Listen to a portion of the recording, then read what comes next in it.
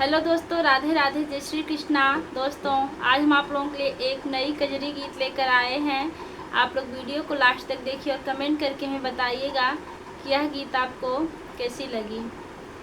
पहले पहले पिया अइली तोहरा घर, जब रहल बड़ा भाव तब ना। पहले पहले पिया अइली तोहरा घर, जब रहल बड़ा भाव तब ना।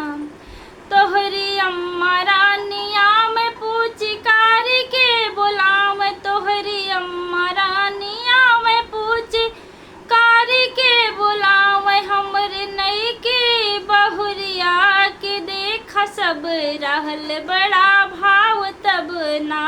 हमरे नई के बहुरिया के देखा सब रहल बड़ा भाव तब ना।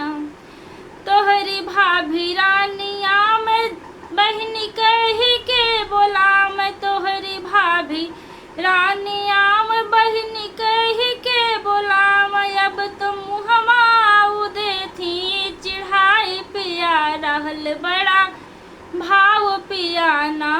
अब तो मुहमा देथी चिढ़ाई पिया रहल बड़ा भाव पिया ना। पहले पहले जब हो पहले पहले जब अइली तोहरा घर पिया रहल बड़ा भाव पिया ना।